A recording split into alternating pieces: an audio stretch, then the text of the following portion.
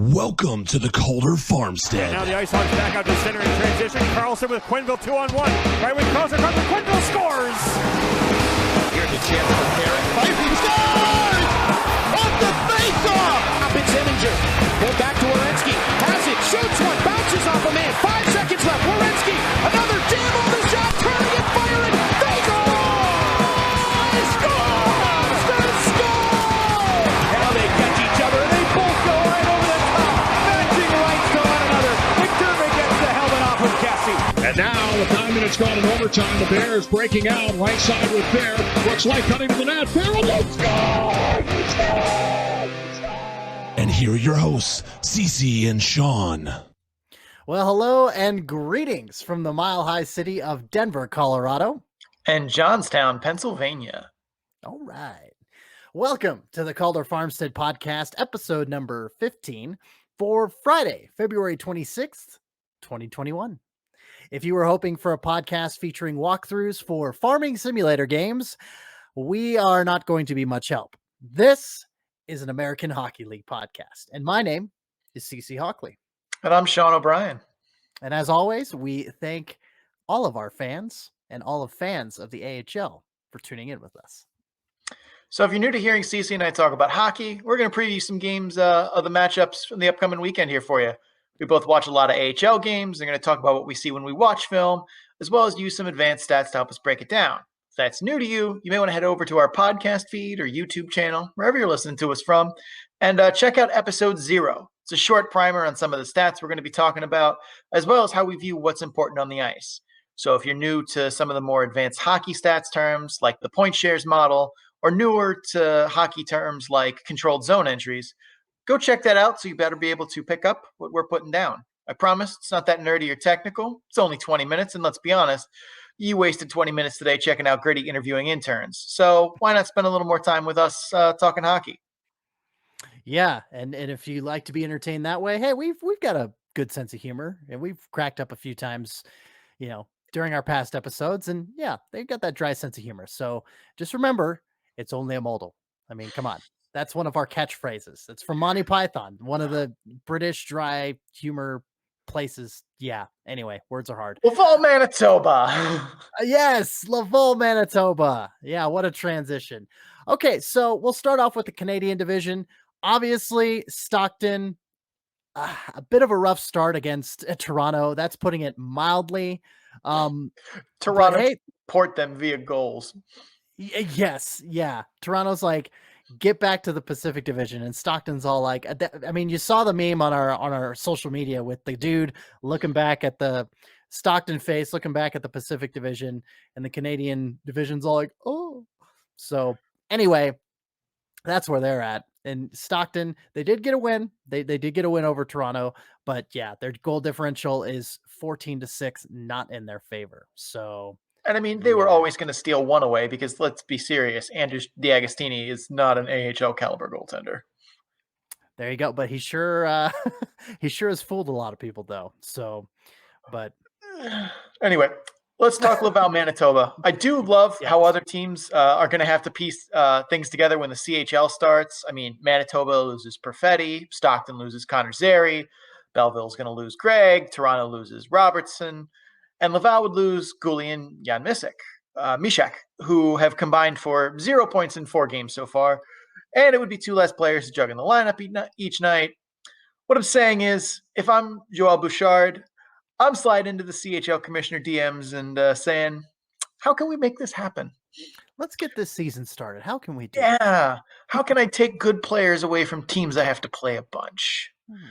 Anyway, let's talk Laval, Manitoba here. Yeah. And gosh, I wasn't ready for that. Sorry about that. First question. So Mikhail Burden, he Eagles fans, the team I normally cover, are very familiar with him. He always seems to have Colorado's number. But how much has Mikhail Burden meant to the Moose's success against Laval so far? I mean, you're looking at the schedule here, and Laval has lost both of their games that they've played on Monday, February 22nd and Wednesday, February 24th.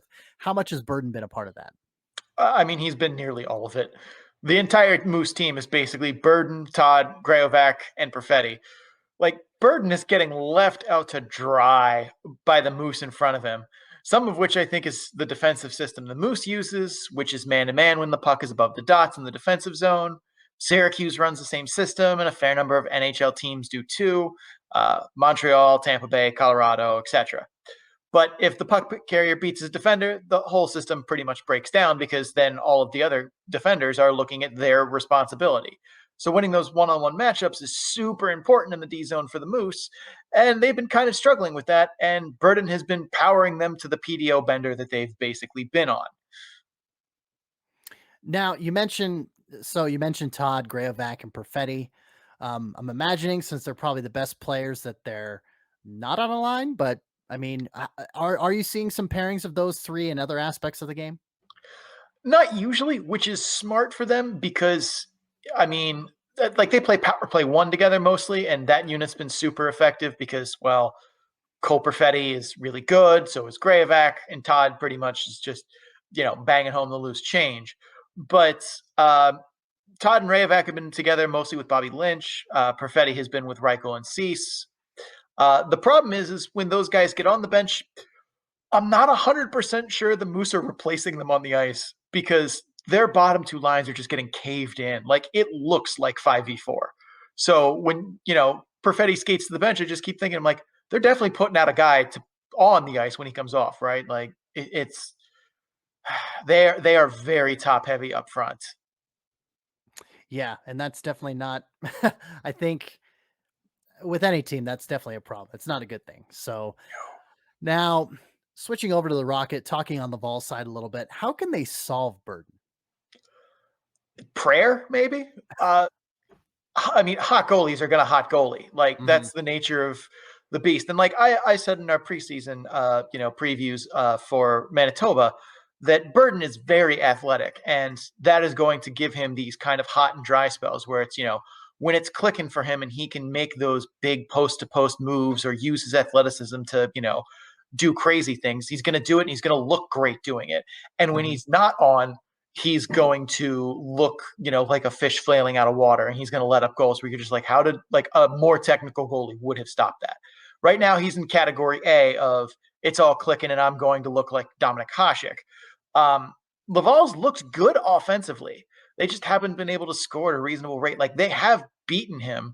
It's just they have to throw so many more pucks at him. And I mean, they're not, airballing pucks from the blue line or airmailing pucks from the blue line. They're, getting quality chances. He's just been hot. And there's hot goalie's going to hot goalie. He's going to voodoo very well for a period of time. But like, their PDO is, I think, currently at about 103.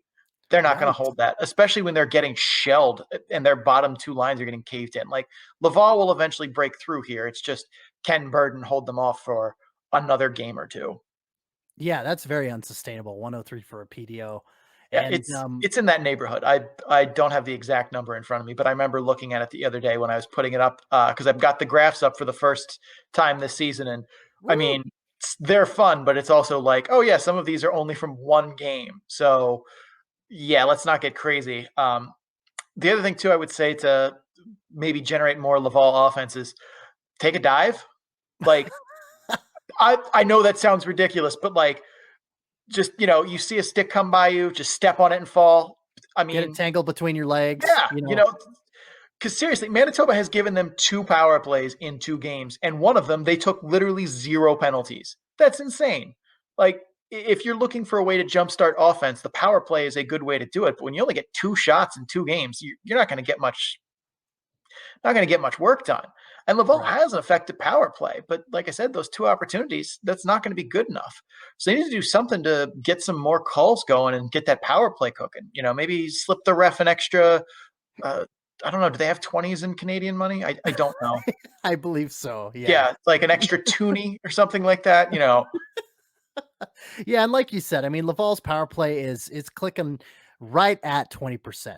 So I mean, it's 13th out of 28 teams. So just above the league median, as it were. But hey, yeah, you get a few more chances in there. I mean, I believe it's 3 out of 15. Let me double check three power plays goals in 15 chances. So I mean, yeah, it couldn't hurt to maybe embellish. Although I did see a Tucson Roadrunner skater get called for that last game, so maybe you got to be a little careful for that. So Wow, those are always the cockiest penalties to call if you're a ref too. Like, I yeah, know you were faking when you did right.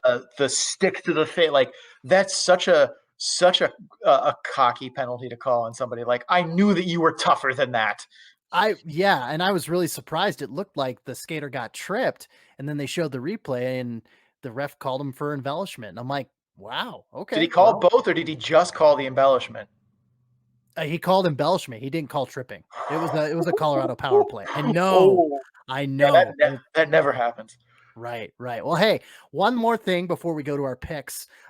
You in your film watching noticed that that the Rocket had a sponsor with a curious name that you wanted to bring up. Yeah, their helmet sponsor is a Canadian home improvement company called Rona, which if this Yikes. were 2018 or 2019, sure, whatever. That's the name of the company.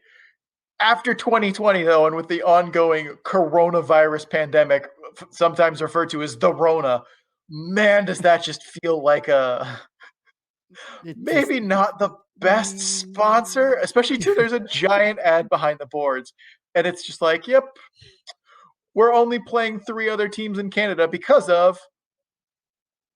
Yeah, it's weird. Rona. It's weird. Hey, I mean, talking with, other hockey folks about that same thing.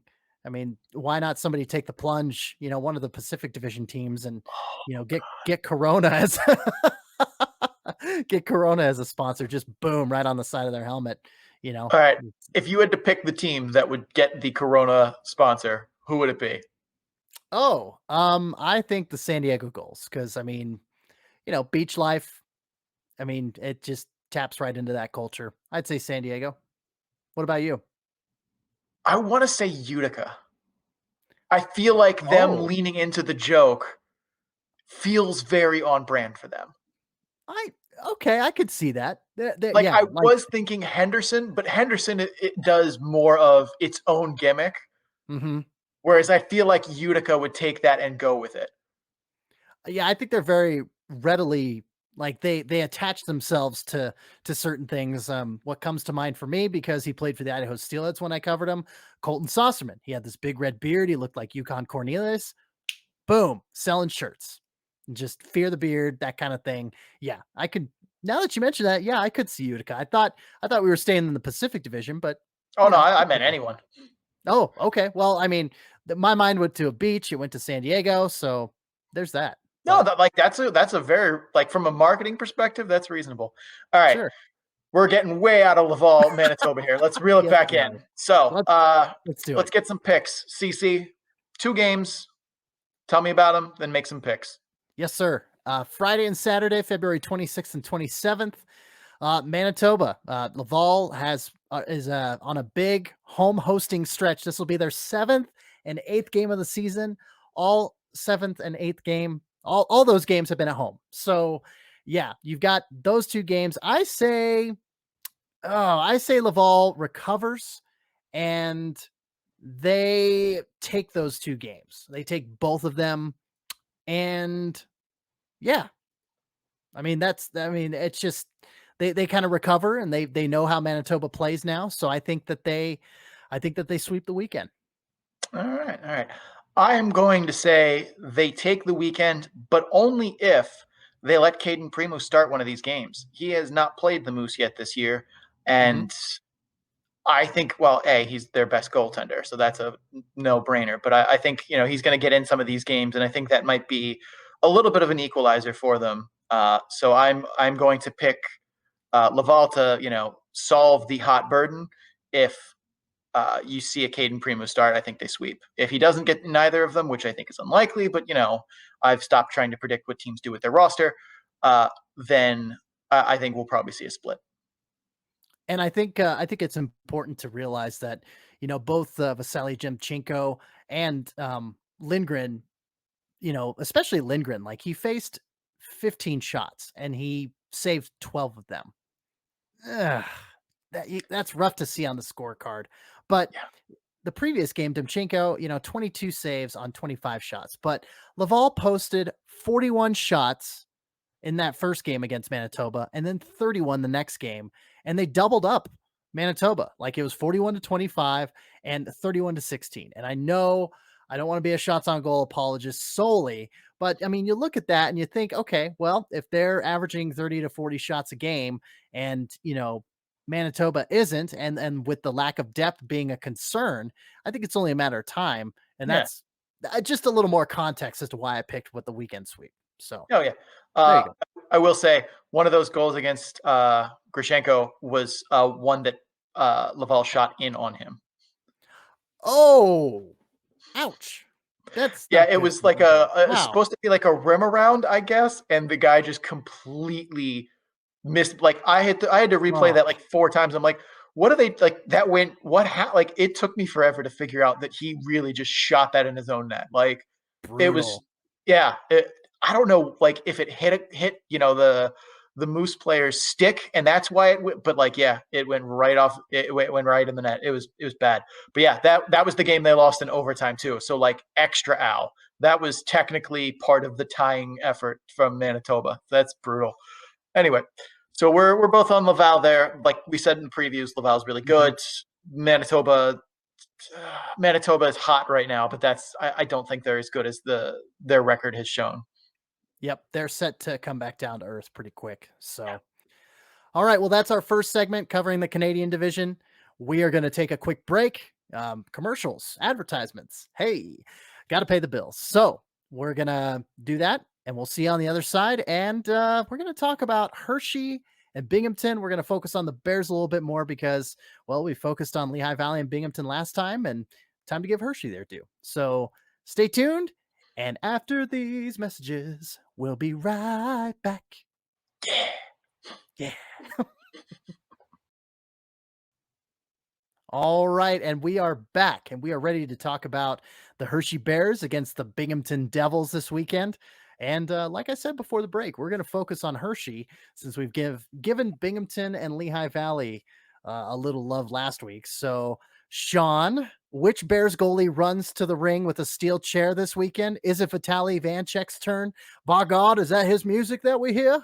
I honestly have no idea. Like, at this point, it just seems like the Capitals and Bears are just like pulling names out of a hat for who's going to play. I'm honestly wondering if when Samsonov got called up and then like immediately went back down, I'm like, did he even leave? Or like, did he really like do the trip, do like 2 days of practice and then turn around? Like, was this a salary cap, thing like a lot of teams have been doing because they get, some daily salary cap bonus that they can bank at the end for whatever? Like, this season is so stupid with all the way the rules and the movement and everything. It's very, very dumb. But I have no idea. It looks like Samsonov is going to start, but Fucali looked all right.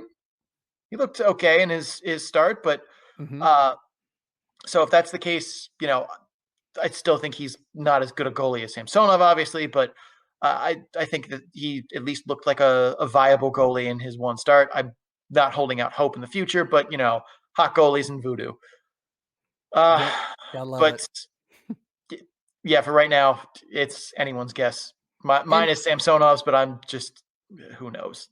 Right. And it's just it's so curious, you're like, we were days before the season started, or when we did our season preview rather during the preseason, and we look on the roster and there's not a goalie to be found. Or like maybe it was a week or two, but it just was a curious thing to me. I think they were the only team that I was researching before the previews, and there wasn't a goalie to be found. And now they're just doing like goalie gymnastics where you're bouncing them between Washington and Hershey. And it's a head scratcher. It's like, what are you guys doing? Yeah. Like, I think Vanacek's the only one who hasn't played in Hershey or hasn't been in Hershey yet. And it's like, I remember when Copley came, I'm like, oh, that's it. The Phoenix Copley is the goalie for Hershey for the year. And then Copley got pulled back, and then Samsonov. And I'm like, what's going on? Like, I know that Samsonov is on like a conditioning restint, but I would have thought like he'd do one game in Hershey, go back to Washington, and that would be it. And they wouldn't keep yo-yoing him. But like, that's the confusing part. It's not that why he's there, it's the yo-yoing. That's the weird part. Sure. That totally makes sense. Yeah. Yeah, it's always odd to see your goalie depth chart getting yo-yoed. Yeah, I would agree with that. All right, well, my next question, and it's a big big overarching question because it's just straightforward. What does Hershey need to do? Very multi-part, but I mean, take your time with it. Do what you need to do to explain it thoroughly. What does Hershey need to do to succeed this weekend against Bingo? Well, I think they should probably copy a lot of what Lehigh Valley did to them successfully. Sure. Or at least they shouldn't just, copy paste. There's some things that are system based and whatever, but I think some of the things that were successful that Lehigh Valley did very well, I think they should try and put in. I mean, Bingo has struggled, and we've talked about that a lot, and I don't want to keep beating that horse to death because Newark does that for them. But one of the things I noticed the Phantoms did a lot in their game was high cycles. So they'll have a forward play above the dots a lot, and they'll bring him in and cycle it around with the defense up there. And then they'll send, as that pulls defenders towards the top of the zone, they'll send that forward, then going crashing into the slot area, which is now vacant, and get a pass to him. Boom. I've seen Zayd Wisdom do this exact thing. And Lehigh Valley had a bunch of success with it. And that's not something you see from Hershey normally. But I think, it's not such a high-end concept that they couldn't put, 2 practices in and get that to be a workable tactic they put in place for this series.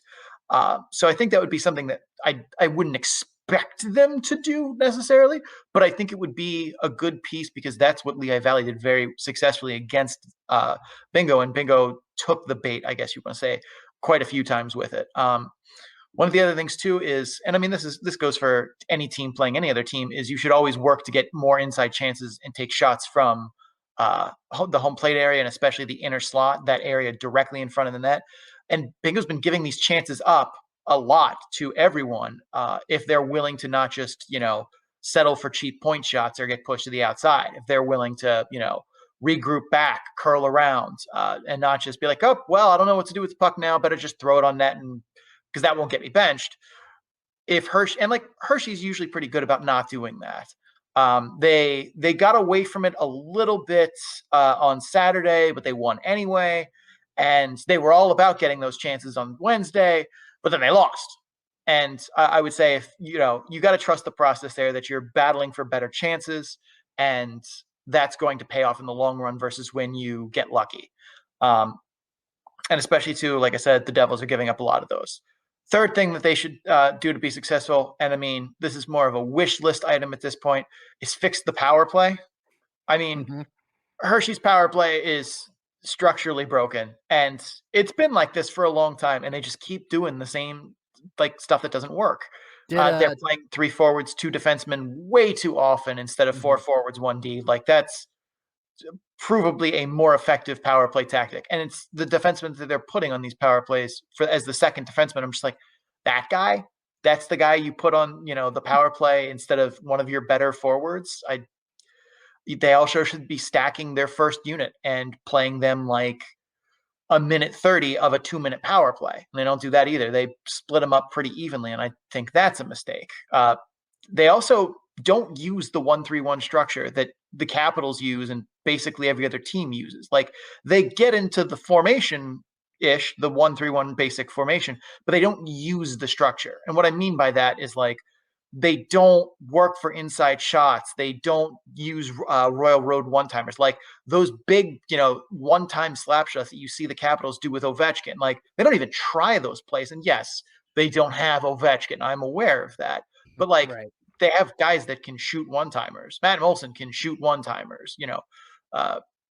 Garrett Pilon can shoot one-timers. They have got Connor McMichael was the only guy I think I've seen them try and set up on any play like that, where they're putting it across the slot, across Royal Road to him to shoot. And it's yeah, I mean, Connor McMichael's a great candidate for receiving those passes because he can shoot, but lots of other guys on that team can shoot, not maybe equally as well, but very well. And they just they don't try and set that up. They also don't use the 2-1-3 touch pass play that I call the Oshie play because of how often the Capitals run it with TJ Oshie. It's never used by the Bears. And for those of you who don't know what I'm talking about, I'll try and explain it the best I can. It's basically your guy on the half wall on the power play draws up the boards, and he tries to bring that defender with him, get him to chase it. And then he throws a pass down right to the guy at the goal line, and that guy at the goal line basically one touches it to the guy that is in the slot, and he rips it. And this you'll see a lot with like Oshie. The Capitals do it a bunch with Oshie, but like I saw the Manitoba Moose use this exact play. So like you don't need to have TJ Oshie to make this play work. But they do it all the time in Washington, and they never do it in Hershey. And it's one of those where I'm just like, but why? You can. You use the 1-3-1 structure, but you don't use the structure well. And like I said, that's what leads me to the power play is structurally broken. It doesn't work.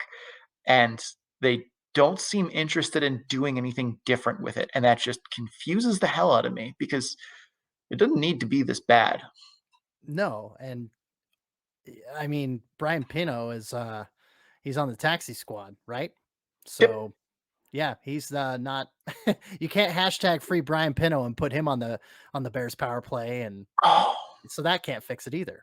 I mean, not right now anyway. It'd be funny, like you would think, especially because I don't think he's getting games in Washington. Mm-hmm. He's just kind of chilling, which I mean, okay, weird flex Washington, but like he's someone too. Like if they have McMichael, they need to staple McMichael as the trigger man on that first unit. And to their credit, they have been doing that. Like he scored a power play goal and got set up for a Royal Road crossing pass on another shot that he didn't make. But like they at least seem to understand that, oh, we should do things differently because we have this, really good talent. But it's like you can do that. Like you don't need to have a first round draft pick stud shooter in order to make some of these plays work. Like, yeah, I mean, it's about positioning. It's about strategy. It's about just what you can do when your opponent has one less guy on the ice.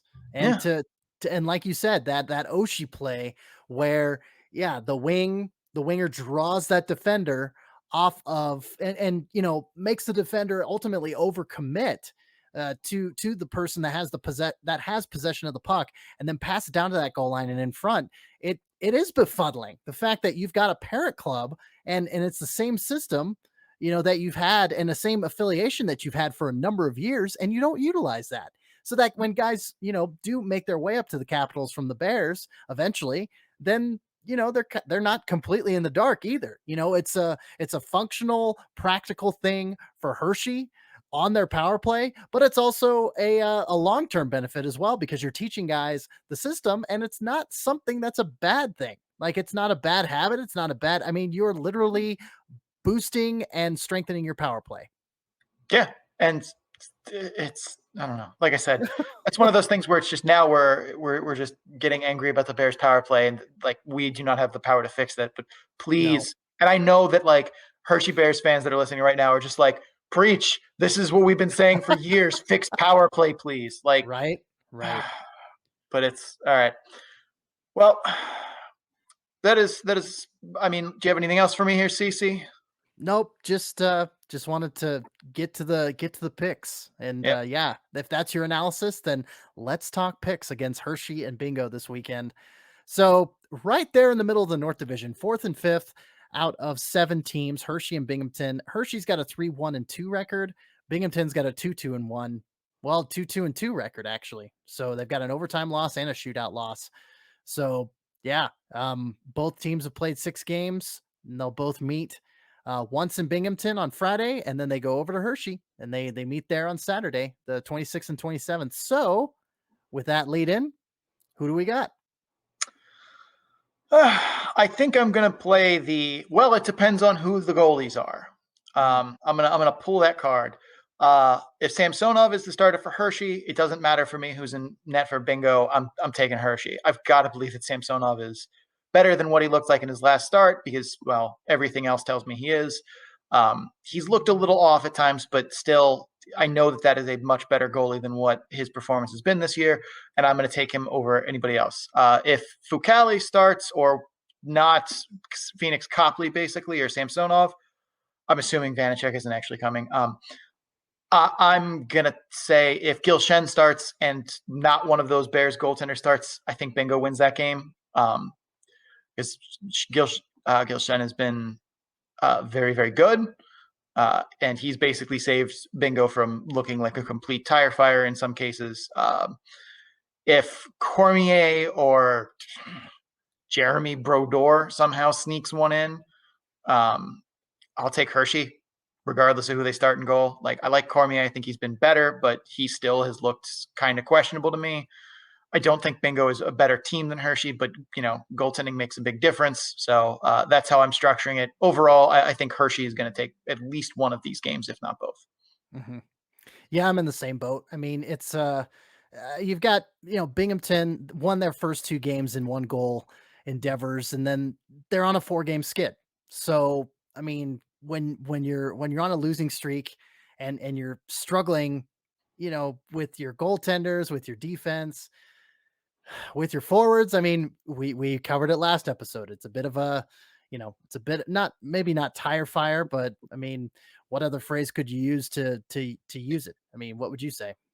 In their defense, at least, like, they're starting to get more of their roster together and coherent and stuff. Like, they've clearly looked the rustiest of any team I've watched. But like the last game that they played, you could see more of it start, like more of the pieces coming together. They're not trying to plug, Saint Denis into a 3rd-line role, which he is absolutely not capable of. Or they're putting, they're getting more of those guys in the right roster spots because guys are coming back. Like that, I think eventually that they will look competent. I don't think they will be good per se. They could get there, but they're starting to at least piece it together. But I think this is still like probably their last weekend of being really bad looking before what I'm hoping is, some gelling of a team and some, shaking off the rust, knocking the concrete out of the hands for them. Nolan Foote has looked better for them. I can't think. Riley Walsh. He's looked better for them, even though he still has, like, he should not be allowed to pass the puck in transition. Just let him skate it. Because every time he tries to pass, I feel like I'm holding my breath, like, oh, what are you going to do now? But when he skates with it, he does really well. It's this very weird dichotomy.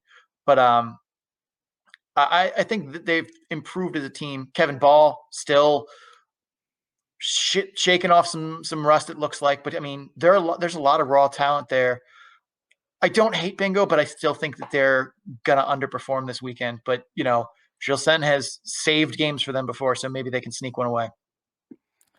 And yeah, with all that said, I think that, being at home all this week and maybe working out the kinks of their game, building up a little more chemistry, I say that Bingo steals the first one, but then falls to Hershey on the second one. So I say they split the series. Bingo ends the losing streak, but then drops that next one. So, they get that moral victory, but then they kind of, let it down on the next game. So that's my pick.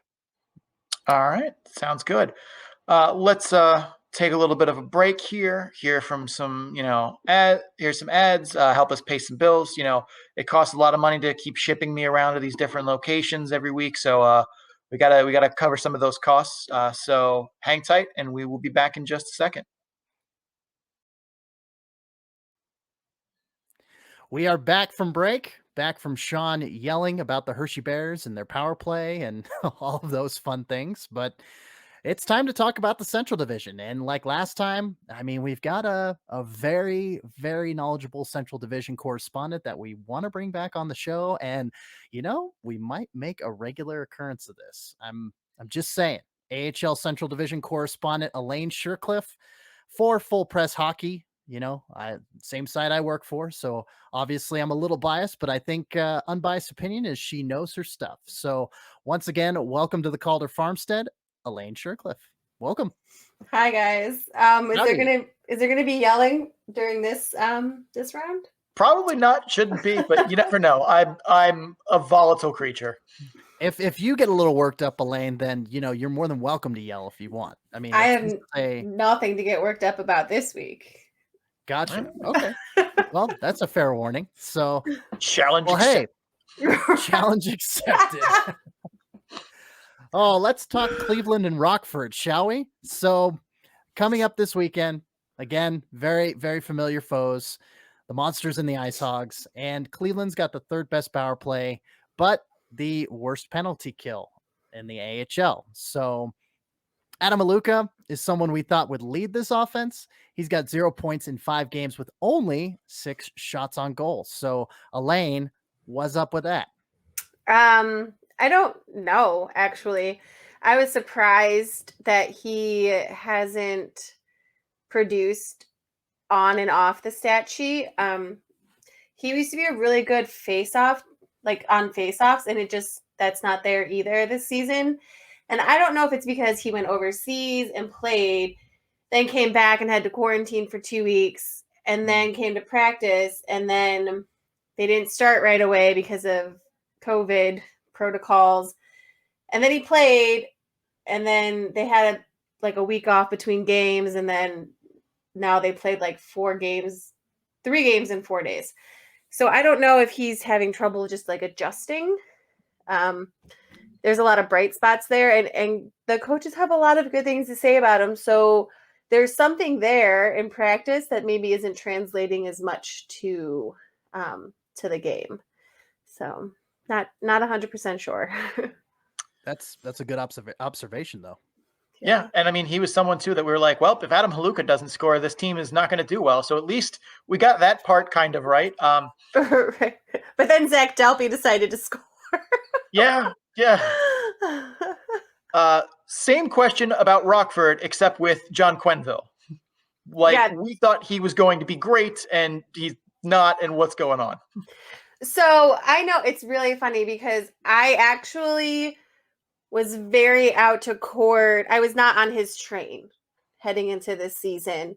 I just didn't know how that was going to really work out with the other pieces that they had coming in.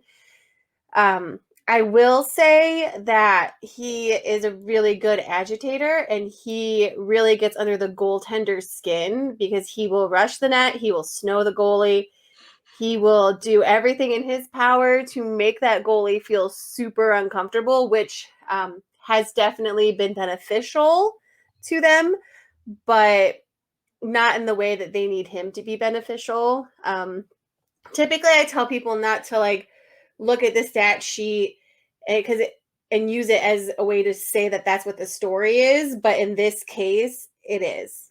What you're seeing on the stat sheet is what you're seeing on the ice right now. So I don't know what's going on. I don't know what's going on with that either. I don't think he fits in as well with the team, or maybe he's struggling to fit in with the team. There's a lot of pieces that are just still kind of trying to be fit together with Rockford. So we'll see how it goes as the season goes on. Maybe he's still struggling. Here's something that a lot of the coaches, especially the Griffins and the Ice Hogs, have really, really hit home about in their press conferences is a lot of these guys have now played for 11 months. So it wasn't like they were in the NHL playing in the bubble. A lot of these guys have not seen the ice for 11 months and then had a short training camp and went in and played. So I'm definitely not going to analyze players as hard as I typically would in the beginning of this season because of that. But there's just this slight disconnect with Quenneville, and I don't know what it is. That's fair. When we were talking on the recap about Lehigh Valley, and I said the guy who's looked the least impressive to me on Lehigh Valley was Chris Mueller, and my thought was, I'm like, something just looks off. Like he does not look like the timing is right, or like he still has concrete in his hands. And I'm like, maybe that's because he's getting up there. He's my age, so gray hairs are starting to come in, and this is just what happens as father time starts to catch up to you. Or if it's, he hasn't played meaningful hockey since St. Patrick's Day of last year. Right. That could also be a factor, or both. We don't know. But I do think that's a good point of some of these guys just straight up haven't played for, the longest layoff of their hockey playing career since they were in, short pants. This is going to be a struggle for some guys. And in some ways it's kind of popped up in places we wouldn't always expect. I would have thought the Star guys, it's like riding a bike, you never forget. But in some cases, it doesn't seem like it's quite been as quick to get back up to speed as you would have thought. And it's definitely not, universal across the league for sure. Right. And that's something that actually Adam Haluka touched on is you can do a lot of practice and think that you're ready. but you really don't know until you're in that game situation. And so at least from the Monsters standpoint, they're a little bit behind everyone when it comes to games. And I think we're going to start seeing things start to click, especially after the way they played this past weekend. So now, Cleveland kind of dunked on Rockford on Monday, if you want Yes. to put it that way, about 7-3 victory, just kind of slam a jamma. But then they lost a close one on Tuesday. What lessons from those games? I mean, if you read Elaine's game recap and, back-to-back recap on Full Press Hockey, you would know the answer to this question, those who are listening. But Elaine, let's do an auditory recap here. What lessons from those games does Cleveland need to apply this weekend? Well, for one, if Rockford is smart, they will put Cale Morris in and have him start, because the team played differently. The defense was a lot more confident, I guess, and more calm, because Cale Morris was calm and he was finishing everything that he started. So, like, for instance, Carson Meyer's second goal of the night on Monday was because, like, Tompkins didn't put his arm down all the way, and the puck kind of trickled out and down and into the net. Not Cale. It wasn't Cale. It was, Tompkins did that. And so it's just like, they need to put him in, because that will totally mess with the Monsters, because the Monsters have to then be on the whole time. They can't let up. They can't expect good luck to happen, and they can't expect the goalie to fall. So the Monsters need to be on. So that kind of falls into that. They need to play the 60 minutes of hockey, which they have been doing the past 2 games, but they are also a team, just like their parent team, the Blue Jackets, that sometimes in the second period, they'll be like, la, la, la, la, la, we're playing hockey. And you're like, are you? And another thing that they really need to do is stop letting people sit on the doorstep. There's only so much that Vehvilainen and Thiessen can do when someone is sitting on the doorstep screening them, or when 2 people are sitting on the doorstep, one is screening and one is waiting for the rebound. They have to keep them out of the slot and out of the crease. I've been saying that all season. It's still not happening. It's still not clicking. I'm not sure why. Steve McCarthy is a good defensive coach. They have good guys like Dylan Simpson. I'm not sure why it's just not, like, sticking in there. And then the other thing they have to do is do better on the penalty kill. It is a game changer for sure, momentum changer. A few of the coaches have said that this season, that they view that as the biggest momentum change out of all of them, as alongside the face-off. So proper face-offs, converting the PK into a goal, or not letting people score. Keeping the defense out of the crease and being on the whole time. That's what they need to do. All right. I mean, you kind of covered this, but I mean, is there anything that you saw from Rockford that if Rockford wants to make a good series of this, that they need to improve on? Just stay on the crease the whole time. That's all. At this point. No, and I feel like Rockford, I don't know why Rockford's struggling. They have the right pieces. I know that they're molding the youth. They need to stop making stupid mistakes, and they do need to tighten up on their fundamentals. Their passing is not great. Their reading each other is not great. Their away from the puck game is not the best. It could use a lot of work. But when they're on, they're on. So they need to figure out how to keep that on switch on. All right. Cece, you got anything else over there?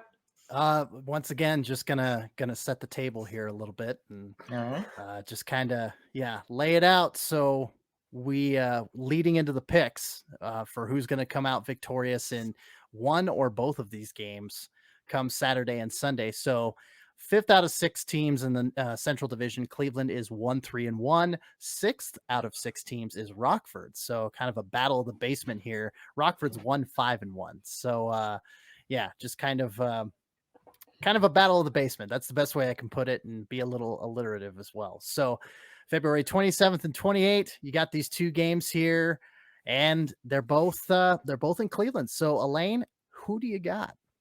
1-1. They both take a game. And I bet you we haven't seen much overtime out of the Monsters in the past like 3 seasons. They go to overtime a lot. Like last season, I think it was 22 times or 18 times. It was ridiculous. Yeah. It's like, wow. And it was like that the year before. So I say both games go to overtime. One of them goes to a shootout, and it's split even on the weekend. All right. I am going to take a split as well. But I think that's going to depend on goaltending matchups for me. If Thiessen gets Cale Morris in his matchup, I'm taking Rockford in that one. But if V is not down with Cleveland right now, is he? He is, but he is? for how long? Oh yeah. Well, if V gets a start against Morris, I'm going to take the Monsters. If V gets a start against Auburn or Tompkins, I'm taking Monsters. But basically, whoever gets the other start, I'm going to take Rockford. And to kind of wrap it up, I'm going to say, we're just going to keep going back and forth. You know, you had Cleveland with the 7-3 win and then dropping it 3-2. Rockford taking that one. So why not keep it the same? Cleveland wins on Saturday. Rockford wins on Sunday. You know, it's just we're having a pattern here, I think. So I'll go with the 1-for-1 split as well with those two. So all right, there's Rockford and Cleveland. Let's flip the scheduling script, as it were. We'll go from 5-6 to 1-2. We'll have Chicago. Well, Grand Rapids is tied for second with the Texas Stars. So, but the Griffins started 0-2 and have won 3 straight. They've won their last 3 games. Now, is this an improvement, Elaine, or is it just a symptom of not playing Chicago for 3 games? I think it's a little bit of both. I mean, they got guys like Giovanni Smith back, and every guy that's come down from Detroit has been very positive about what they can do for the team. And they want to get back up there, but they haven't been, I don't know, I don't want to say grumpy, but I guess that's a really good term. They haven't been grumpy or pouty about being down there. They're just there to play and win. And, Brian Lashoff has been great from a leadership standpoint for them. So I think they just needed to get things together, work on some of those fundamentals. Like I said, some other teams needed to work on. But, they're a rough and tough team, and they can definitely get under people's skin. And the fact that they haven't done that to Chicago yet is pretty amazing. So we'll see what this brings, because they've amped up. They've got a lot of energy, and they're ready to go. And there's a lot of guys on that team who want to prove and get their way back up, because I don't think anything drives this team more than the thought of making Stevie Yzerman happy. Hey, if that isn't motivation for you, I mean, I don't know what is, but yeah. Well, if they want to make Yzerman really happy, what they'll do is they'll get called up to Detroit and then lose, because then they get draft picks. Because there you Detroit's still feeling the Ken Holland. Hey, that ninth forward needs an 8-year deal. So, yeah. We're not going to touch that with a 10-foot pole, but nope. We wanted to. So last episode, we kind of focused a little more on the Chicago Wolves, and they started 7-0-0. Their goal differential is ridiculous right now, but we wanted to focus more on Grand Rapids. So, Sean, you got a question for Elaine in regards to the Griffins? I do. We have been focusing a bunch on the Wolves. You've had your time in the sun on this podcast, Chicago. You take a week off. But for Grand Rapids, Pat Nago and Kevin Boyle both have played well. A little bit surprising for me is Pat Nago, who, I think he's a decent goaltender, but I didn't expect him to look this good. Do you think you're going to see a goaltender kind of between the two of them, take the reins and be the guy, or is this going to go back and forth until someone, really screws it up? I think in a season like this one, everyone should be rotating their goalies, especially if they're younger or needing, the practice. But in this case, Nagel, he just has it this season. You know how when goalies are just gonna take it and win awards or get close to it, and there's that spark, that is what he has. He has it, and he has the team respect. The team respects both goalies. I don't want anyone, but there's just this it's a different level of play when Pat Nagel is playing. So I think it would be smart for them to continue to ride him, especially as they're going in against Chicago, because they need someone who's solid and consistent and confident. When he gets scored on, he doesn't show it. He just goes, okay, he kind of takes it in, and then he's like, on to the next thing. It's time to put that in the past. And that's what Grand Rapids needs. That's what everyone needs when they have a goalie, So they need to ride Nagel. Yep. Just let Nagel be the king of voodoo right now. Yes, let his wings fly. Seeing this guy in Idaho and in Toledo and what this guy could do at the ECHL level and applying that now finally at the AHL level a little bit, Patty Nag's hype train, chugga, chugga, chugga, woo, woo. There it is. So I'm not known for my sound effects, so I apologize for that. But I at least made y'all fall out a little bit, so I'll take that. I will take that. I broke Sean. Look at him. The deadpan. Well played, sir. Oh, thank you. Thank you. I'm glad you enjoyed that. I didn't expect you to get that reaction out of you, but oh, that was good. All right. So final question. What do the Griffins do to steal one of these games or to steal both of them? Be the Chicago Wolves. I literally don't. Okay, that sounds so bad, but I don't know because I don't know what the Chicago Wolves' Achilles heel is. I don't think anyone really knows. The OHL? The OHL, yes. The OHL is their Achilles heel. But even then, they have all these guys ready to step in. So it's tough because typically with a team, you can spot some of their flaws that they really need to work on. And with the Wolves, there isn't that consistent flaw. And Warsofsky fixes it. I mentioned to him once about the PK getting lit up. And then they did well the next few games after that. And he was like, yeah, well, we worked on it really hard after that.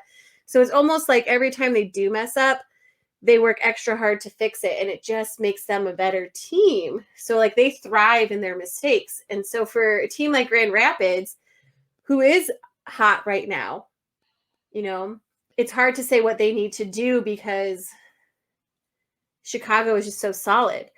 Now, maybe, and here is probably their key. We don't know what it's like when Chicago loses their emotional control. We don't know what it's like in a super, super close game where it's 0-0 for 2 periods. So if they can prevent scoring and they can really do what Grand Rapids does best and get under people's skin and hit really hard, clean hard hits, but we're really hard, they might be able to get the edge on them because we don't know how Chicago reacts to those kind of things because they see the hits coming and they get out of the way or they hit just as hard back. But we don't know what happens when a team comes at them hard and heavy and fast for 40 solid minutes. We don't know because it hasn't happened yet. So if they could do that, maybe. Yeah. All right, Cece, transition us to picks, although I'm pretty sure this will be quick. Yeah. So like I said, top 2 teams in the Central Division right now, Chicago, as I mentioned, 7-0-0, Grand Rapids 3-2-0. And they're just going to do a home and home. Friday on the 26th, Chicago is heading over to Grand Rapids. Sunday the 28th, Grand Rapids is going to head over to over there to Illinois and take it, take them on there at the at Allstate Arena. So that took me a second to remember Rosemont, Illinois there. So, all right, there's my lead in. Who do we got? Honestly, this could be a split just because they're traveling the night before a game, both of them, not just one, but both of them. So I think that second game is going to be really interesting, and to see who takes it away, who goes off with it. And Grand Rapids was on the road for a really long time, and they know how to play off the bus. They know how to kick it in high gear off the bus. So, especially in that third period. So I'm going to say that they're going to hand the Wolves their first loss of the season. Maybe, possibly. Like, I'm not 100% on this. It's like a 80-20. You heard it here first. Elaine is taking Chicago to lose. 100%. She's throwing it all in there. Oh, wait, no, she didn't say that. No. Don't tweet Get that. Don't radio put that on on a social media. podcast. Yeah. All right. No. Sean. All right. So that's Elaine's pick. Sean, who do you have, my good man? Oh, I'm not jumping off the Wolves bandwagon until they lose. This is sweep. Sweep. Okay. Chicago's taking both. Like, I think Elaine makes good points, and I could definitely see that happening. But until Chicago looks bad, I'm just going to keep picking them. That's fair. That's fair. That's all of my analysis. Jarvis, good. Tomasino, good. Bach, good. Good. Good team stays good and they win. Good. Hey, keep it simple. Keep it simple. I'm gonna err on the side of Elaine, and I'm gonna say that that Sunday night is gonna be Chicago's first loss, because they're due. I think 7-0. Again, they haven't looked bad, but I think I think Chicago will be dealt their first loss to Grand Rapids, and I'll subscribe to that too. So I'm gonna laugh when Grand Rapids sweeps, and we're all like, "What did we do?" Right. What happened? I would like Chicago to go 30-0 only because Warsofsky said they were going to go 30-0 this season. That would be something. Right. I just want to see one coach ever in the history of time just predict what their season is really going to be. He said it with such confidence. It wasn't like a joke. He was like, we're going 30-0. That's some swagger, I tell you. So absolutely. Mm-hmm. Well, those are our picks for the weekend. And we're going to wrap up the Central Division in a nice little bow and see Elaine on her way. So once again, Elaine Shircliff, you can find her work at fullpresshockey.com, covering all 6 teams of the Central Division this season. And Elaine, let's make this a regular thing. You've got some great insights, and we're really blessed to have you on and contribute to the recaps the previews like we have today, and the recaps like we've done as well. So in short, thank you very much, Elaine. We appreciate you coming on. Thanks guys. You bet. We'll see you next time. Once again, Elaine Shircliff, covering the Central Division. And next up, after these messages, we'll be right back. But next up, here's a little preview. Syracuse, Utica, Rochester, Alexandra Ackerman coming on the show from the sinbin.net. Covers mainly Syracuse, but of course, Rochester and Utica, very familiar faces, very familiar teams, familiar foes. So stay tuned. And like I said, we'll be right back. All righty, and we are back. Thanks to Elaine Shircliff covering the Central Division and some of those matchups that we've got going on this weekend. And we have another guest this week. We have somebody that's going to be covering, that has been covering the North Division and has been covering the Syracuse Crunch for a minute, more than a minute, I should say. But I digress. She is currently writing and hosting a podcast, Syracuse Speaks, on the sinbin.net, my old stomping grounds, and both of our old stomping grounds, since we had a podcast there. And so she was on ESPN Syracuse Utica last week talking about the Crunch and the Comets, and now she's here on the Calder Farmstead to talk about Syracuse and their opponents for the weekend. So without further ado, I'd like to introduce Alex Ackerman. Alex, welcome to the program. Thank you very much. Hey, guys. Hey. Good to have you. Good to see you. And good to be able to talk hockey again. Because, yeah, we're just still in the early stages, about quarter of the way through this early season. And Alex, first and foremost, I wanted to ask you, so opening night, Syracuse just completely dusts Utica 6-1. And since then, they've gone to make our lofty preseason predictions look quite bad. They've been 0-4 since then in games that stylistically have been all over the map. There's been a 6-5 game with Wilkes-Barre Scranton that had more combined goals, 11, than combined shots from the inner slot, 7. There's also a 5-2 game versus Utica that was full of nothing but high danger chances, and a 3-2 loss against the Amherst when they threw a ton of quality chances at Tokarski and just couldn't score. So, simplified, easy question with that big lead in. What is going on with Syracuse? Is it live and die by the rush chances? Is it Montembeault or the defense? What have you been noticing about this club, Alex? Well, I think that it's a little bit of a multifaceted problem, as it usually is in the American Hockey League. The Crunch is having kind of attacks on all fronts right now. Their forward core has been depleted by injuries and call-ups from 2 different parent clubs, which, going into this season, everybody was like, oh, hey, 2 affiliates. That'll be great. That'll fill roster spots. That will, do all this amazing thing. You'll have all this young talent. Well, the flip side of that is that both sides are now calling players up, which complicates things greatly. And then the Syracuse is also facing injuries from some really key players. So, when you look at those combined problems, which always in the AHL, you always have the call-ups and the injuries that seem to come at the worst time. I think that is part of the inconsistencies. Right now, Syracuse has Alex Barré-Boulet and Ross Colton up with the Lightning.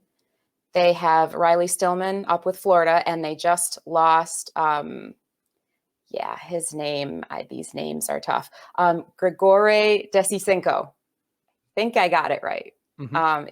Syracuse just lost him to Florida as well today. So those 4 players, and Barré-Boulet was first in Syracuse on scoring. Denisenko was 4th. Riley Stillman was 9th, and Ross Colton was 5th.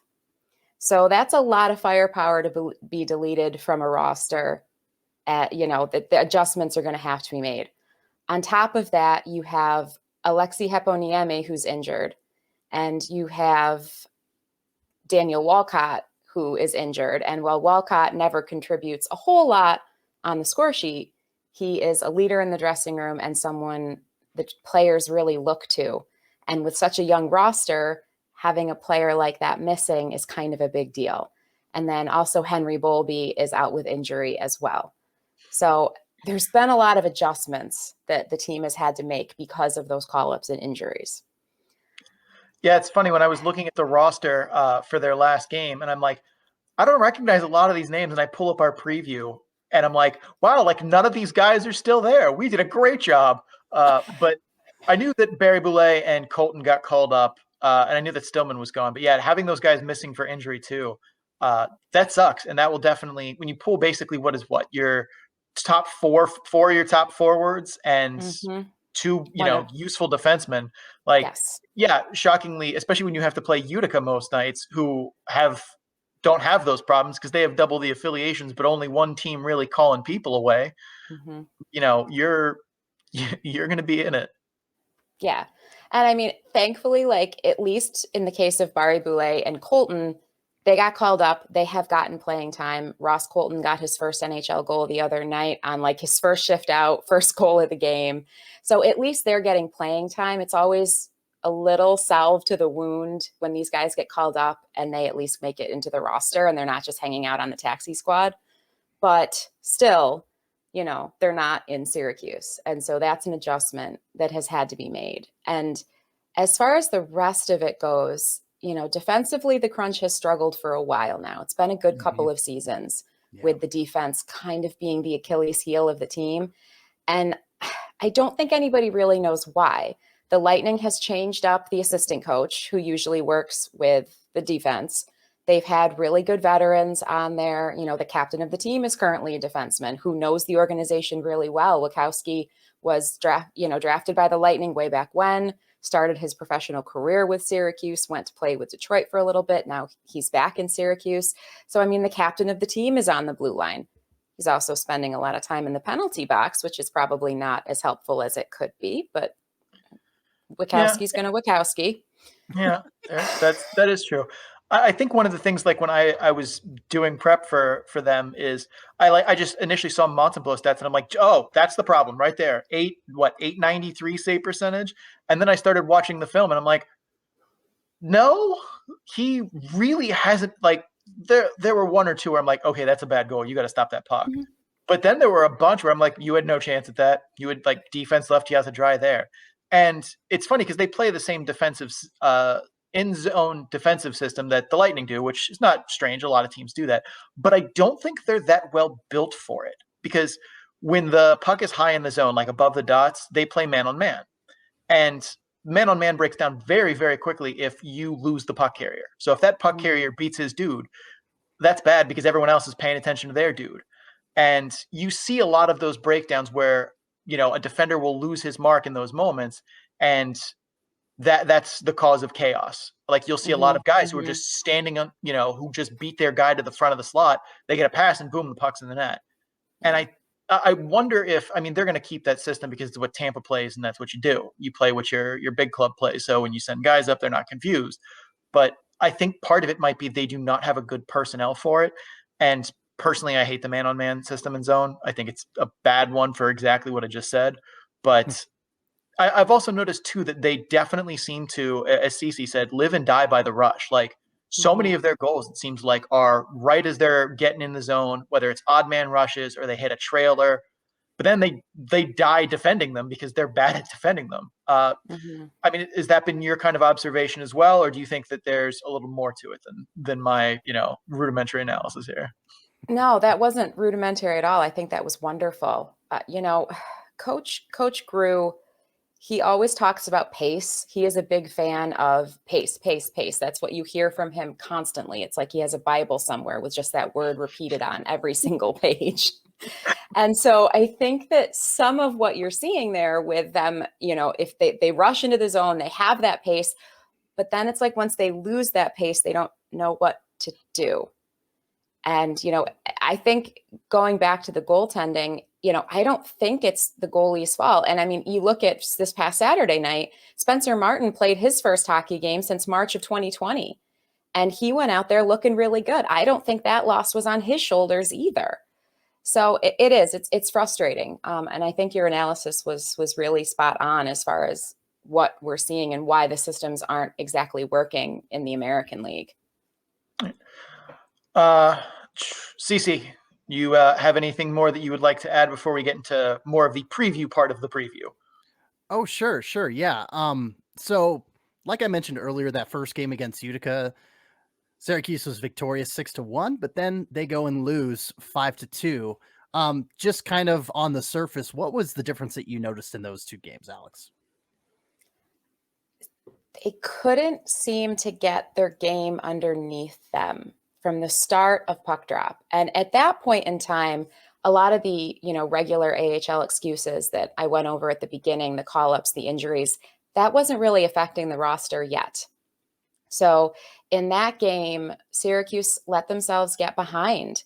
And although they were able to claw back, they found some of that classic, again, Coach Grew kind of tenacity that he is famous for instilling in his team. It just seemed like if they're constantly playing on their heels, they can't get their game underneath them. And, you know, all of those cliches, we weren't ready to play, blah, blah, blah. Well, it was your second game out after not playing for 11 months. So I should hope you were ready to play. You know, I mean, I think that that's a pattern that we have continued to see as they lost to Wilkes-Barre, as they lost again to Utica. If they let too many goals pile up for the other team, I mean, hockey's, you know, a numbers game. The other team gets more goals, they win. So when they allow themselves to get down by 2 goals or 3 goals, clawing back is just really, really challenging. And especially right now, they don't have the firepower to do it. Mm-hmm. It's just not there. No, I think in our season previews too, one of our bigger concerns was like they don't have bad defensemen, but they don't have a lot of really like good, fast puck moving defensemen. They have a lot of grinders and thumpers. They don't have that, you know. And like I thought that maybe I think it's Prisky could be one of those guys for them, but it's, you know, it's a long season still. I think that's something too that's an element that would be more useful, especially like as you said, Coach Crew, just playing with pace. I mean, that starts from defense being able to move pucks. Yeah, and I think Prisky's trying. I was super impressed with him, especially in the first couple of games. His name was everywhere. Lucas Favali was constantly calling out Prisky's name. He was involved in every play. He was pushing really hard, and I think he's still doing that. But one guy out of 6 or 7 a night isn't going to make much of a difference in that area. So I think, you know, that's definitely a weakness that the team just doesn't have that talent right now. Ben Thomas is supposed to be that guy, but he's not. That didn't sound good. Yeah. That's a nonverbal cue if I've ever heard one, or at least not. Well, it was verbal, but it was more of just a noise and not actual words. But yeah, that's kind of how I feel about Thomas. It's just a noise, not actual words. There's not a whole lot to. Yeah. Yep. Mm-hmm. That's been me watching Riley Walsh in Binghamton. Just last thing quick here, and then we'll get picks from you. 7 days off for Syracuse since their last game. If you had to pick one thing to focus on in practice, if you were the coach of the Syracuse Crunch, what would you be spending these 7 days trying to get right? Special teams. The Crunch's power play has been abysmal. And, you know, and the other thing is too, they're not drawing those penalties either. They're not really getting power play chances. And I know like there's always that line to walk with drawing penalties and things, but their power play has been abysmal. Last time I looked, there was only one power play goal on the whole team. Looks like there are a couple more now. There's 3. But, you know, one of those goals was scored by Barry Boulet, who's no longer with the team. So Syracuse is still only looking at 2 goals on the power play score this whole season. And also their penalty kill has been not great too. And that's really hard because especially Utica, their power play is really good right now. So when Syracuse plays Utica, and they do tend to take more penalties than perhaps is prudent. So you have, there's nothing you can do with that. If you're going to take the penalties and you can't defend the penalties, you're going to end up letting goals in. So I think, honestly, the special teams are a big deal right now. Yeah, not taking penalties with power play wizard Sam Manas on the other side. Smart move. All right. Cece, do you have anything else you want to ask Alex before we get some picks in here for this? No, I just wanted to set the table for the picks because you've got Utica again. Imagine that. It's going to be Groundhog Day, singular, for Syracuse and Utica quite a bit. So February 27th, Saturday at 7 p.m. Eastern. They're going to be hosting them there in Syracuse, from what I'm seeing here. Yes. And then March 1st, that's a Monday. We'll kind of bump the weekend out. They're going to be playing Rochester. Now, Rochester, 2nd in the North, 4-1-0. Utica, 3rd in the North, 3-1-0. And Syracuse, 7 out of 7, 1-3-1.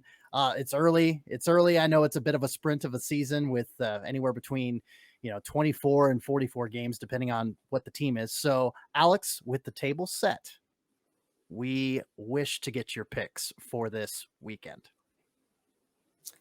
Picks in terms of win, Who do you think's lose, gonna win? what? Okay. I mean, the person in me who covers the team and who has been watching the team for 17 seasons now wants to be like, oh yeah, the Crunch, they got this. Everything's fine. Excuse me. However, there's a lot of significant challenges on the roster right now. And I don't see those challenges easing up anytime soon. Walcott is, I think, probably the closest injured player to returning, and he's still 2 weeks out. The recalled players, I don't think they're coming back anytime soon. So I think conservatively, I would say the Crunch is going to split the weekend. I think that they'll figure it out for at least one of those games. Mostly just because I am seeing the tenacity. I am seeing they want to win. And it's interesting because last year's team, 1920's team, sometimes didn't look like they wanted to win. 1920's team was very weird. It was an anomaly in a Ben Grew coached team because that desire some nights just didn't seem to be there. And there were a lot of nights where they weren't really looking to get back in. And you could kind of tell by the way things were going on the ice that they weren't into it. So I think that some of that tenacity that they have showed and some of these closer losses that they've taken is going to at least allow them to get one win out of these two games coming up this weekend. But I don't feel very secure in saying they're going to get two. As to which one, oh, goodness. I'm going to go with the Rochester one just because having a Monday game at 5 o'clock on a Monday is probably going to throw a lot of the players off. And they're already thrown off enough as it is. So I don't hold out much hope for that. For that game against Rochester on Monday. So I'm going to go with the Saturday game versus Utica, that's going to be the one that they're going to win. All right. Cece. Yeah, she took the words out of my mouth. I was going to pick, they're going to see each other so many times. I mean, they're probably going to go back and forth 50-50 or at least close to it, regardless of who's called up and things like that, I would say. But yeah, you get used to an opponent and their systems and things like that. I'm going to say that they get the win over Utica and that they drop one to Rochester as well. I'm going to subscribe to that prediction too. Fun. I get to be the different voice here. I'm taking the opposite of that. I think Utica is still way too good. They're too beat up. I think that Utica just overpowers them. Like, I think they can look competitive and have it be a close game, but I think Utica is the best team there, and I'm going to take Utica. I'm taking them over Rochester because, well, I have not deep dived the Americs yet. Mm-hmm. What I have seen has not matched with what, I see in the box scores. Like, they've looked very loose and dangerous at times. And I mean that both in good ways and bad. Like, there have been moments where I'm like, wow, this does not look like the team that has those players on it. And then there have been some moments where I'm like, this doesn't even look like a team good enough to have those. Like, they've been both. And if they're going to pick off one of the teams, I think you can get a sneak win out from Rochester with a depleted roster, because I just don't believe that Rochester is as good as they have looked at times. Okay. Well, there you have it. Sean being the contrarian tonight. Normally I feel like it's me, but I'm just want to be agreeable, No, not really. I was going to pick that before Alex said her choice. So, well, Alex, thank you for joining the program. We really appreciate it. And, like we said before we, bumped you on the screen here, you can find her work at thesinbin.net. And any other time that they decide to have her back on ESPN Syracuse Utica to cover those games. So, Alex, thanks for joining the program. And I'm going to venture a guess that we'll probably see you soon. All right. Thank you both so much. I'll come back whenever you want me. Thanks, Alex. Appreciate it. Have a good night. You too. Thank you. All right. Alex Ackerman covering the Syracuse Crunch for the Sinbin.net. And we've got one more division to go, the Pacific Division. And I'm chomping at the bit. This is going to be fun. So we're going to take a pause for an ad break, and we will be right back. Okay, and we are back. Once again, thanks to Alex Ackerman from joining us from Syracuse, or covering Syracuse, rather. And we're on our last division, last but definitely not least. They always tend to go east to west, and our podcast is no different. So let's talk about the PAC, the Pacific Division, and see what observations we've come up with, especially with a lot going on. Like we talked about last week, Bakersfield knocking off both Henderson and San Diego back to back, ending their undefeated seasons. But, they both still just have one loss. Hey, you need to refer to them by their proper title. The Jamie Lannisters of the AHL, aka The Kingslayer. Kingslayer. Kingslayer. Yes. All right. Thank you for that. Thank you for reminding me of that. I didn't want to forget that. Bakersfield is the Kingslayer. All right. Well, hey, let's get started. Let's talk Henderson versus San Diego this weekend. And battle of, well, actually, I forget. San Diego has 2 losses now. They don't just have one. There's only 2 teams with 1 loss in the Pacific now. It's Henderson 6-1-0, Tucson 4-1-0. San Diego is 7-2-0, but they're still third. They've got a bitchin' record, that's for sure. So San Diego and Henderson, battle of a couple of juggernauts, and they're both without, Peyton Krebs and Trevor Zegras, so yeah, it's both of those young guns are off to different locations. Obviously Trevor Zegras with a badass penalty shot. If you haven't seen that, I recommend you do. It's on social media, and my God, the kid, we've been pumping his tires. John Buchagras has been pumping his tires on SportsCenter. He needed to be in the NHL, and he delivered. I was surprised by how little they played him in the first game. Like, he played, I think it was 8 minutes, 5v5 or something like that, which is dumb. But you called the dude up so he could play eight minutes, like it's 4th line minutes, 5v5, 13-ish minutes total, which is still like 3rd line minutes. Okay, sure. But I'm going to laugh when, we're preparing, like San Diego is preparing for life without him. And then he's like, Anaheim ships him back and he gets in the, like, because that's what's going to happen now, that we're like, yep, life without him. He's gone. He's never coming. He's going to be back next week. But anyway, Krebs is not coming back. The WHL has claimed him for the remainder of whatever 24 games in March. Starting in mid-March. Yeah. Yep. So anyway, so who do you think is more affected here, Henderson or San Diego, by losing their respective youngin? I'm going to say Henderson, but not by that much, because they like to spread out the scoring. Like, you've got 18 skaters with points on that team currently. Like, they are not, it's not just one guy. It's not just Krebs, going above and beyond. Obviously he contributed. He had a goal and 4 assists. So it's going to be a blow and there's going to be an adjustment. But the fact is, I think the team has other players that can step in and, kind of soften the blow. It's still going to be, like I said, still going to be an adjustment, but like Zegras going to, Zegras, we just pumped his tires for, a couple minutes there. And I think that him going to Anaheim and just all the top heavy, talent that you have there for the goals, it's an easy, I think it's an easier shuffle than with the Silver Knights. Would you agree with that, Sean? Yes, but that's also because I still am on the Henderson is not nearly as good as they have looked bandwagon. Sure. I'm pulling up their PDO right now, and it is saying 108. Holy shit. Wow. That's high. I was not expecting it to be that high. Yep. So Earth is coming for the Henderson Silver. Like, don't get me wrong, they've been better than we expected. And I think they're still a good and competitive team in that very, competitive division this year, but they ain't this good. Nobody's like, that's unsustainable. Nobody's that good. Right. Yeah. That's they're definitely going to have a come back down to earth moment for sure. They're shooting 14.39% as a team and 94 save percentage. No. Like, and it doesn't matter. It doesn't matter who they put in net. They can put Logan Thompson in net. They can put Ferguson in net. Hell, they put Oscar Dansk in net for a game.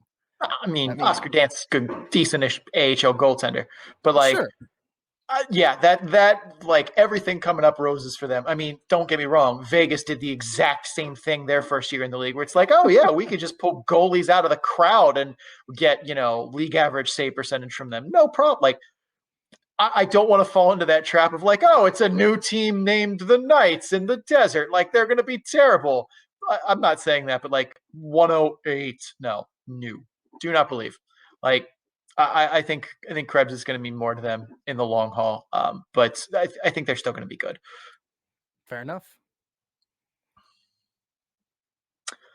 So San Diego does have some good depth, but what has kept Henderson, looking this smooth besides a PDO bender that is insane, CC? Well, hey, Logan Thompson, putting up his ECHL South Carolina numbers at the AHL level. I mean, that's definitely helped. I mean, he's been kind of a surprise to a lot of AHL folks that are paying attention to netminders specifically, but I think as surprise players to come up from the ECHL. I know kind of raised a few eyebrows when he got a Vegas Golden Knights contract in the offseason. Because he's only played in the ECHL and he was part of a good goaltending tandem down there in South Carolina. South Carolina's always had a successful franchise overall. So I mean, you've got good coaching down there. You've got good goaltending coaching down there, and so for him to come up and to succeed and to do well, let me check his stats here. I think he's like 4th in goaltending. Let's see here. Yeah, a little further down, but yeah, he's got 5 games played, 4-1-0, 1.81 save or goals against average, and then a 0.942 save percentage. So a lot of that save percentage that you mentioned is coming on the back of Logan Thompson. So yeah, his goals saved above average per 60 is 1.21 per 60. He is saving a full goal above an average AHL goalie at this point. Now, does that over time, does that even out, or is that, is that a sustainable pace? No, I mean, okay. Well, okay. I shouldn't say no. Like, that's an insane person pace. And I guess in theory, it could be sustainable, maybe, but like, let's put it this way. Do I think Logan Thompson is 1.21 GSA per 60 kind of goaltender? No. Like, fair. To give you some context right now, let's go back to last season. Okay. Find the top goalie from last season, from 1920, or, last season-ish, partial season. Yeah. Let's see what the top goaltender last time in goal saved above average was, because it's not that high. Goalies.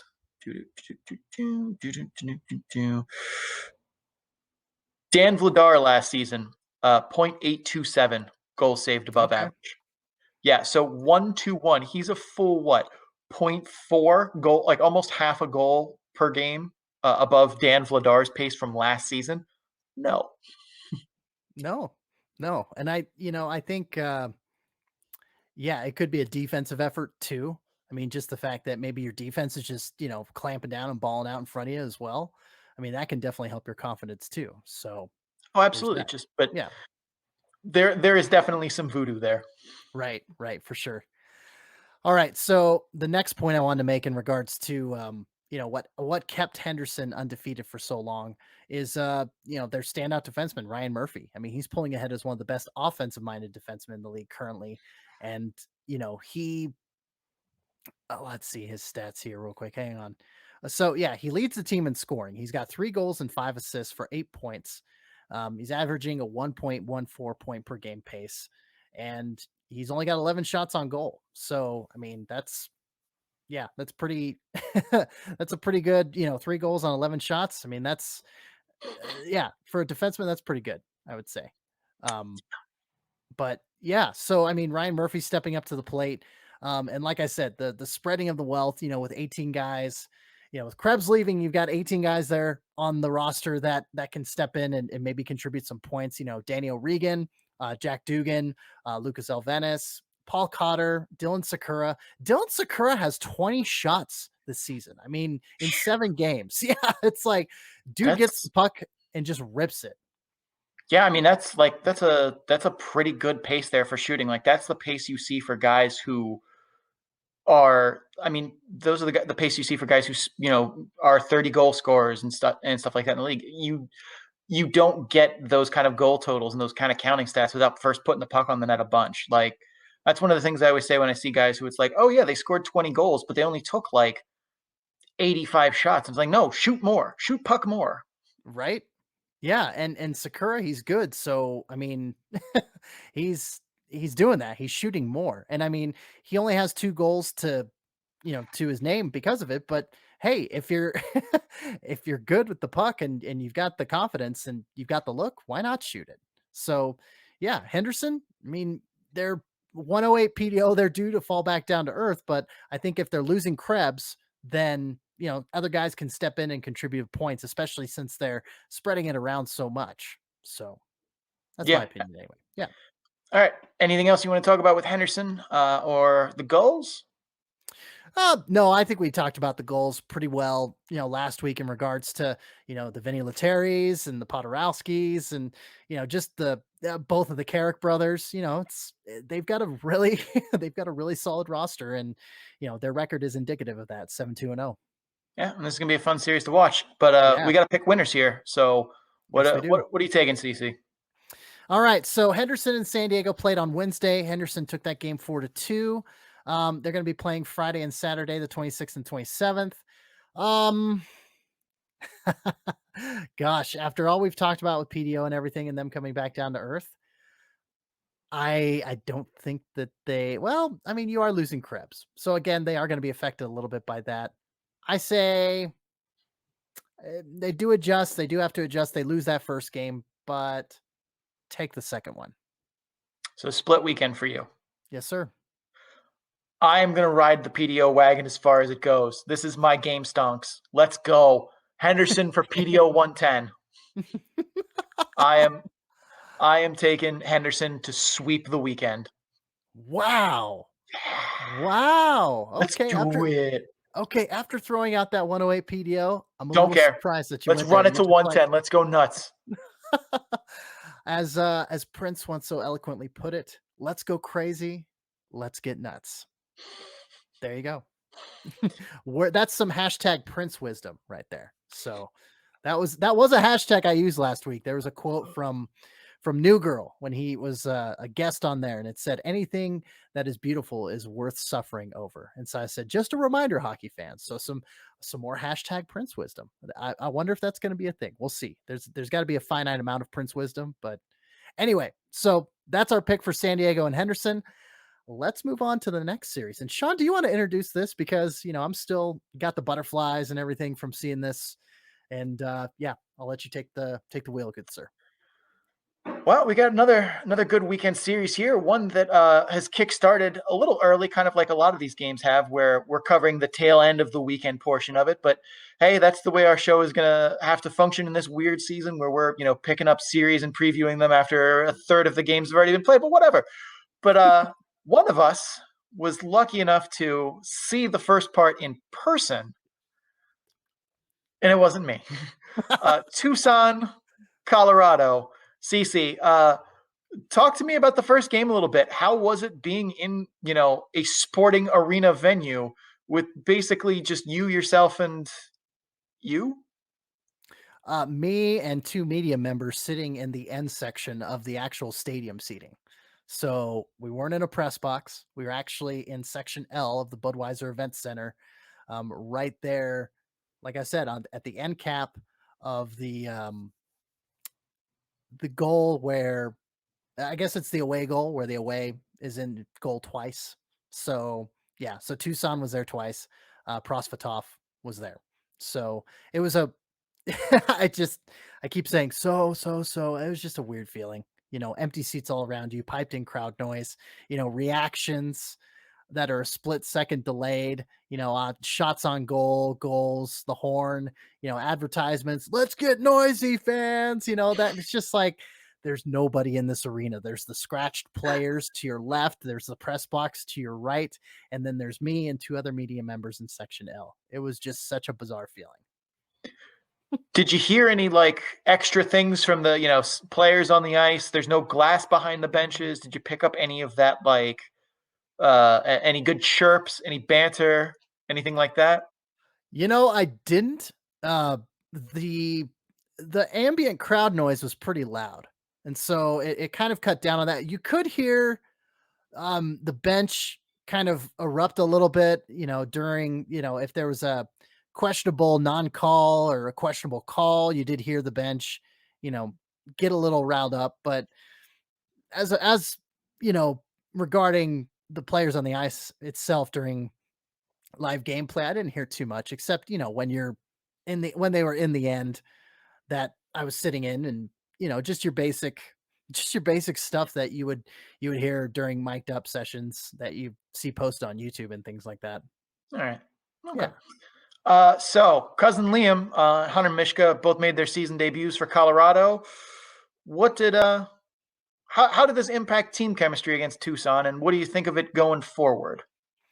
Oh God, this was like watching a completely different team. Like Liam O'Brien, he brings that physicality, he brings that grit, and I mean the fact that their first power play unit were guys that were all like NHL, AHL cusp guys. Your Jason Megnas, your Liam O'Briens. TJ Tynan was back. He was wearing, the C. I mean, this is his third game back now, but yeah, he's the captain. You have Greg Patter in there. I mean, yeah, Kiefer Sherwood. It just, but the grit and determination, like Liam O'Brien he wasn't afraid to straight lay a fool out. Like he was big. He scored a goal, and it really rubbed off on the rest of the team. I feel like both Tucson and Colorado were physical with each other, but I think Colorado took it to that next level. And O'Brien, like we talked about in our season preview, he really brought that, leading by example and just, not afraid to put the body on somebody and not afraid to back check with physicality and not afraid to get down and dirty on the forecheck and really just, go for the puck when it's in his, general area, general vicinity. So as for Miska, him and net, I mean, he he was a little too aggressive at times for my liking. He would either dive on the puck or, come out of his crease a little too far. And, maybe, yeah, there were some moments where it's just like, okay, dial it back a little bit, Yeah. You're a great goaltender, top 10 AHL goalie last year. Just take it easy, rein it in a little bit. And he did. He only let up one goal. And I think the combination of increased physicality and a guy like Hunter Miska in net, as opposed to a Peyton Jones or Trent Miner, I think that boded well. I mean, they won the game 3-1 and they really kind of put Tucson back on its heels. And I think an underrated statistic is that they handed them their first loss of the season. Yeah, Tucson's been a team that I feel like, I would say we slept on in our previews, but I would say we were not as high as maybe I feel like the early slate of going for them has gone. Like they've looked like a much better team than I think we anticipated. And Michael Bunting's been a big portion of that. He had an assist on Wednesday after earning Player of the Week honors for the first week of the season. How did Michael Bunting and how did the Tucson side of this really look to you with Michael Bunting? Well, there's one event that really sticks out with Bunting. Like he was really like, I was looking for him on the ice every time that, his line came out. I was like, okay, he won Player of the Week, want to see what the hype, well, not the hype. We know Bunting, we know his style of game. He's a bit of an agitator and, a la Brad Marchand, and everything that we've talked about, but he was kind of neutralized. Like I didn't notice him much on the ice and he tried to instigate, alternate captain, former captain, now alternate captain with TJ Tynan taking the C, but Greg Patterin, he tried to, kind of hit him up high in front of Tucson's bench, and Patterin, he didn't take any shit. I mean, just flat out. Patterin, the ref wasn't looking, and I believe he took a stick and just kind of whapped him right in the back of the knee. And of course Bunting's like, oh, and all the Tucson benches are, oh, one of the instances, of course, Bunting's the one that's instigating, but then when Patterin retaliates, of course the Tucson's bench is going to be like, hey, but yeah, it was how the game went for Tucson in a microcosm, just the fact that you've got, trying to instigate, trying to be physical. And, I mean, like Crotty was good and physical presence as you can be against Colorado. And I mean, I'm just trying to remember specific instances of players and, being aggressive on the back check, being aggressive on getting the puck possession and the forecheck. But in a nutshell, Colorado was just, their level of physicality was just a little bit higher. And, I mean, if Prosvetov doesn't save, if he's not as dialed in as he was, I think it was a 4 or 5 goal game easily for Colorado. All right, all right. Any other additional observations, comments, thoughts before we get to some picks here? Just the fact that, Kyle Burrows, that was his first game back.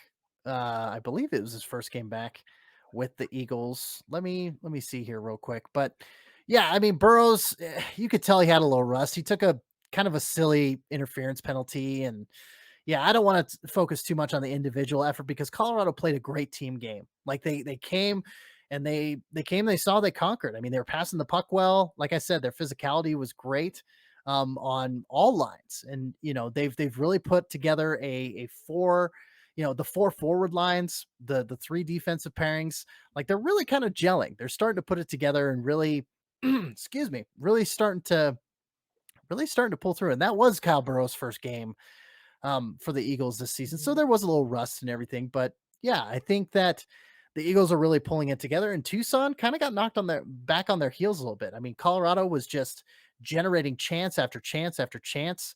They didn't, put a whole ton of pucks on Prosvetov, I think 32 for the game, but without being too long-winded, I think Colorado is really coming into their own and having those fringe, taxi squad guys back like Magna and Tynan, Sherwood, Burrows. I mean, you're not asking third line guys to play first line assignments.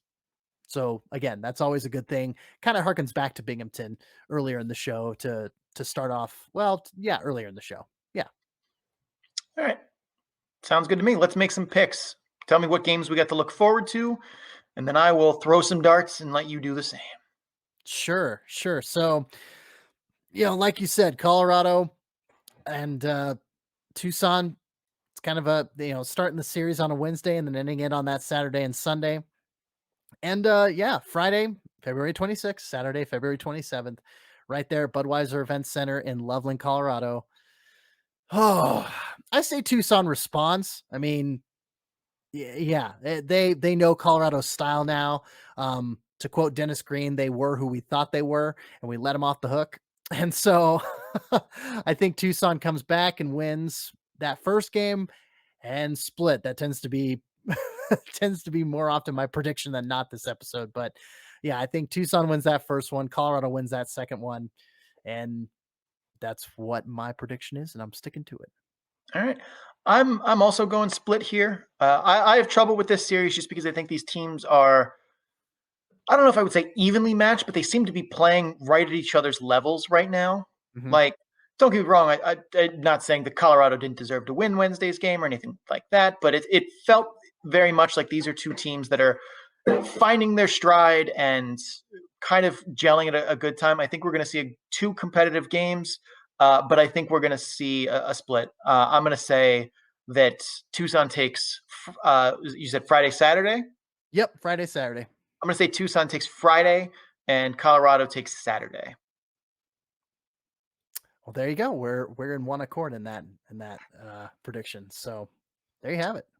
All right. Any closing thoughts here before we wrap it up? It was great to be at a hockey rink after 360 days. I did the math. Last hockey game I covered was March 1st, 2020, Milwaukee at Colorado. So a team that isn't even playing this season. Yeah. Kind of weird. Yeah. It's weird because I haven't been to a hockey game in a long time either. It's, I mean, I'm used to watching them on the laptop and stuff, but yeah, I hadn't thought about like, oh yeah, that's right. I haven't been in an actual live in-person sporting event in like well over a year. That's weird. Yeah, it is weird, especially if, you're used to doing it a lot like you and I are. I will say one last thing, the smell of the arena without concessions being, prepared and cooked, you'd get, or maybe even the smell of beer coming across your nose. There was none of that. It smelled like fresh plastic. And it was just, when you're at a game and you're, taking in the sights and the sounds and, you smell that, it's like, this is weird. This is not a smell that I've associated with this scenario before. So you think they can pipe in some like fake crowd smell? I mean, they could if they really wanted to, create that authentic experience for the media members. All three of us that were there. Sure. That's well worth it. Why not? Dedication. Get her done. All right. All right. Well, that's it for the show. If you guys are enjoying the show, please make sure you subscribe so you get episodes in a timely fashion. Also, please rate and review the podcast wherever you're listening to it from. We just went out to a bunch of new different podcatchers the last couple days. So if you're on Player FM or iHeartRadio or one of the other 9 places that we added in the last week, rate and review. If you could give us a good rating and good review, doing so helps others find the show, and your reviews help us improve it. If you're watching on YouTube, please give our video a like and comment whatever you're thinking of this episode. You can also follow the show on social media at Calder Farmstead on Twitter, at the Calder Farmstead on Instagram and Facebook. Links to all of that and more can be found in our link tree, which is supposed to be scrolling at the bottom of the screen. Oh no, I did it again. Oh, there it is. Which is now scrolling at the bottom of the screen. But if you're on the audio version, it is linktr.ee/the Calder Farmstead. Cece. I'm Cece Hockley, the banner hoser, and I will say that the Calder Farmstead is part of the Full Press Radio Network. You can find our show and many other great hockey podcasts, plus other sports and sports entertainment podcasts at fullpresscoverage.com, because we're all under the Full Press Coverage umbrella, Full Press Hockey being one of them. So, and you can find my work there, of course, covering the Eagles and the AHL at large. You can also find me on Twitter at FPC_AHL, and my personal account at CCHawk. That's SEESEEHAWK, for a variety of things, mainly hockey, but music, memes, etc. So go ahead and check that out. Give me a follow, and you can check out my writing at Full Press Coverage. Again, cover the AHL, so it's fullpresshockey.com/AHL. Sean. I'm Sean O'Brien. You can find me on Twitter at Sean O'Brien81. That's SEANOBRIEN81. I'm also on Instagram at Sean O'Brien_81. Both those are personal accounts. I mostly tweet hockey, but occasionally we'll, tweet about whatever random things are trending, or movies, sometimes music and pop culture. You can find all of that there. I'm not that great a follow on Instagram, I'll say that. It's, but my Twitter is much better. You can find my stats work on Tableau. So if you hear this point shares model or PDO and you want to see where we're, magically gathering all of these numbers, the 2021 AHL graphs are up. They are, all over the place, because that's what happens when you get a sample size of a single digit number. But you can find all of that at bit.ly/data-dump-and-chase, all lowercase, all one word. And last but not least, big thanks to Adrian Drake, who made our theme music. You can find him on social media at AD_dysfunction, DYSFUNCTION, so he can make music for you too. And that'll do it for episode number 15 of the Calder Farmstead AHL podcast. So once again, thank you guys for tuning in. For Sean O'Brien, I am Cece Hockley. And as always, keep your stick on the ice.